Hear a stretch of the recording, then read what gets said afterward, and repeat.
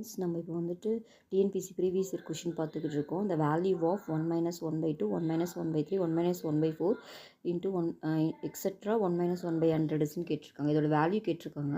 இப்போ இதை சிம்பிளிஃபை பண்ணுறதுக்கு நான் எல்சிஎம் எடுக்கிறேன்.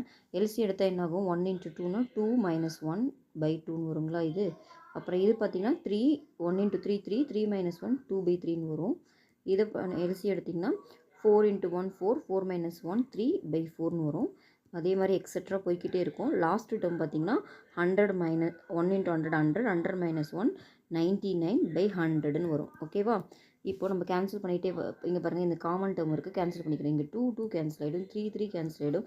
இதே மாதிரி நெக்ஸ்ட்டு 4 இருந்திருக்கும், 4 4 கேன்சல் ஆகி போய்கிட்டே இருக்கும். அப்போ முன்னாடி லாஸ்ட் டேர்முக்கு முன்னாடி டேர்ம் 99 இருந்திருக்கும். ஓகேவா? அப்போ இந்த 99ம் 99ம் கேன்சல் ஆகிருக்கும். அப்போது இதோட ஆன்சர் என்னென்னு பார்த்தீங்கன்னா லாஸ்ட்டாக 1 100 தான் இருக்கும். அப்போது 1/100 தான் இந்த சம்மோட ஆன்சர்.